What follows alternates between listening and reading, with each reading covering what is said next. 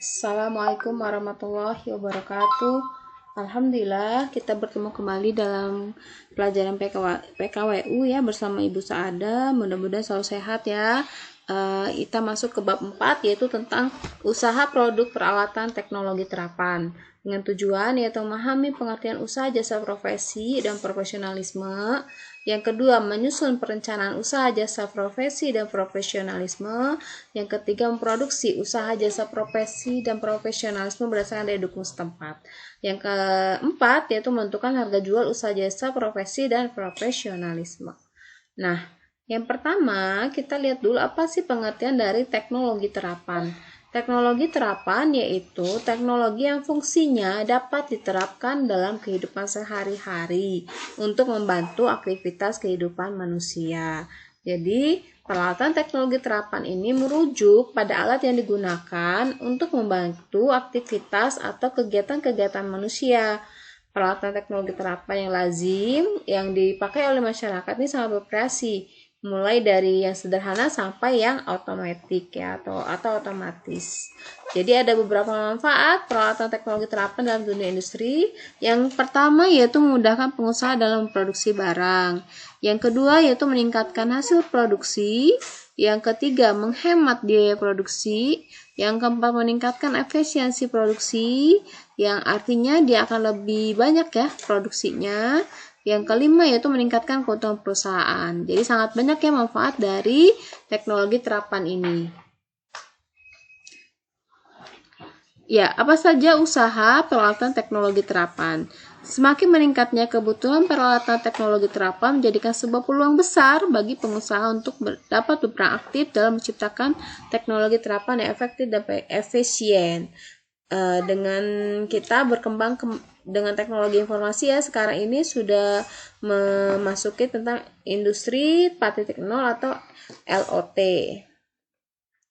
Ya, IoT itu sendiri adalah Internet of Things, yaitu merupakan sebuah rancangan dan penerapan teknologi, informasi, dan komunikasi yang bertujuan perluas manfaat teknologi internet yang tersambung secara terus-menerus dengan peralatan diinginkan. Ya, bisa kita lihat ya di sini industri 4.0 ini sangat banyak ranah yang digunakan ya. Dalam hal ini dalam Internet of Things. Teknologi internet dapat digunakan untuk saling berkomunikasi antar perangkat, berbagi data, pemantauan jarak jauh, dan lain sebagainya. Misalnya, kita dapat membuat aplikasi smart home yang dapat dikontrol dari jarak jauh dengan bantuan komunikasi internet. Jadi, walaupun kita tidak di rumah, tapi kita bisa mengontrol apa yang ada di rumah kita dari jarak jauh dengan bantuan internet. Ya, pemanfaatan IoT di dunia industri juga berperan besar, misalnya untuk melakukan monitoring proses dan hasil produksi, pemantauan kinerja karyawan, dan lain sebagainya. Perangkat pengendali pada IoT menggunakan microcontroller ya sebagai otaknya, sehingga untuk memahami penggunaan IoT, seseorang harus memiliki pengetahuan dasar mengenai elektronik seperti microcontroller dan bahasa pemrograman. Ya, sekarang kita bagian yang ketiga yaitu macam-macam usaha peralatan teknologi terapan. Yang pertama adalah di bidang pertanian. Jadi di bidang pertanian ini produk teknologi terapan yang terdapat bidang pertanian yang sering kita jumpai yaitu traktor penanam, traktor pembajak, dan traktor pemanen. Ya, traktor ini sangat sering ya dijumpai di sawah. Ya, kemudian di bidang perkebunan ada penemuan peralatan teknologi terapan semakin banyak guna membantu meringankan tugas manusia pada bidang perkebunan. Salah satunya terciptanya robot untuk melakukan penyerbukan buah dan sayuran. Jadi tidak perlu lagi tenaga manusia. Yang ketiga yaitu bidang perikanan. Jadi misalnya di sini adalah alat untuk pemberian pakan otomatis, alat untuk sirkulasi udara pada budidaya perikanan, dan lain sebagainya. Di bidang peternakan, peralatan teknologi terapan bidang peternakan juga mengalami perkembangan sangat pesat. Beberapa industri peternakan telah menggunakan peralatan modern mulai dari proses beternak sampai pada pengolahan hasil ternak. Ya, misalnya di sini pada ternak ayam. Di bidang transportasi, peralatan teknologi transportasi banyak sekali ya. Misalnya adanya sepeda listrik, sepeda motor, mobil, kereta api, pesawat terbang, dan kapal laut. Ya, kendaraan transportasi ini sangat banyak kita gunakan di kehidupan kita sehari-hari.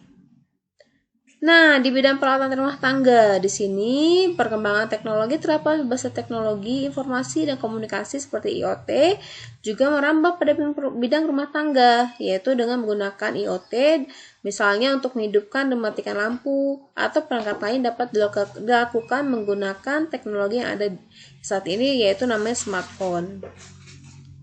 Ya, bagaimana kita merencanakan usaha peralatan teknologi terapan?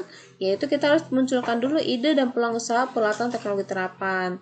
Misalnya, contoh ide usaha itu ada water level control, ada smart home, penyiram tanam otomatis, alat menanam jagung, mesin perajang singkong, dan pemeras tebu. Setelah menemukan ide, kita lihat apa sumber daya yang dibutuhkan. Yang jelas, kita membutuhkan sumber daya yang dimaksud 6M ya, money, materials, machine, methods, and market. Ya, jelas ya, manusia itu tenaga kerjanya. Yang money, uang, dana yang digunakan untuk kebutuhan usaha, bisa lahan, gedung, peralatan, bahan-bahan, dan lain-lain. Kemudian materials, yaitu bahan, yaitu apa saja yang kita butuhkan dalam mewujudkan produk teknologi terapan. Mesin atau peralatan bisa yang digunakan solder, traktor, multimeter, dan sebagainya tergantung usaha yang kita kembangkan. Selanjutnya yaitu metode atau cara ya yang untuk menentukan efektivitas proses produksi. Market atau pasar, yaitu pengusahaan pasar ditentukan oleh kualitas produk. Makin produk kita berkualitas, makin banyak pasar yang membutuhkannya.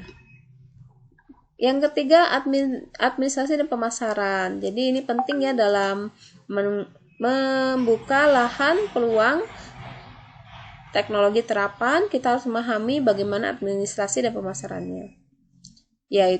Yang bagian C itu membuat usaha peralatan teknologi terapan. Yang pertama yaitu perencanaannya dulu ya. Bagaimana kita membuat usaha peralatan teknologi terapan, bidang usaha apa yang dibutuhkan oleh masyarakat sekitar kita. Kita harus merencanakannya terlebih dahulu. Kemudian lihat kompetensi yang dimiliki oleh kita sendiri, yaitu pelaku usaha. Bisa melalui secara mandiri maupun lembaga-lembaga khusus yang bisa atau bekerja sama dengan orang lain yang memiliki kompetensi yang dibutuhkan. Yang ketiga itu mencari modal usaha ya. Nah, alat dan bahan yang dibutuhkan tadi sesuaikan dengan apa yang kita ingin kembangkan. Kalau dia water level control ya ini ya, contohnya ada solder, multimeter, tang, obeng, bor PCB, dan sebagainya. Setelah itu kita buat proses pembuatannya. Di sini ada contoh skema automatic water level controller ya. Ini kita buat skemanya, alat arusnya di mana, kemudian listriknya di mana kita gambarkan. Dan kemudian persiapan alat-alatnya untuk membuat komponen yang sudah tersusun. Lakukan penyaudaran di sini contohnya pada skema rangkaian 1, kemudian hasilkan pada konektor yang kita hubungkan. Ya, contohnya di sini ya. Kemudian setelah kita jadi, baru kita tentukan harga jual otomatis water level controllernya. Pada umumnya yaitu keuntungan itu bisa dari kisar antara 20% sampai 30% dari biaya tenaga yang kita keluarkan. Kemudian jangan lupa media promosi usaha peralatan kita itu harus penting ya. Di zaman sekarang itu promosi itu penting, bisa melalui internet, media sosial, dan sebagainya. Oke, itu tadi ya tentang penjelasan produk usaha teknologi terapan. Mudah-mudahan bermanfaat. Mudah-mudahan juga membuka wawasan kita bagaimana kita bisa mengembangkan teknologi terapan yang ada di lingkungan kita masing-masing. Oke, saya akhiri. Assalamualaikum warahmatullahi wabarakatuh.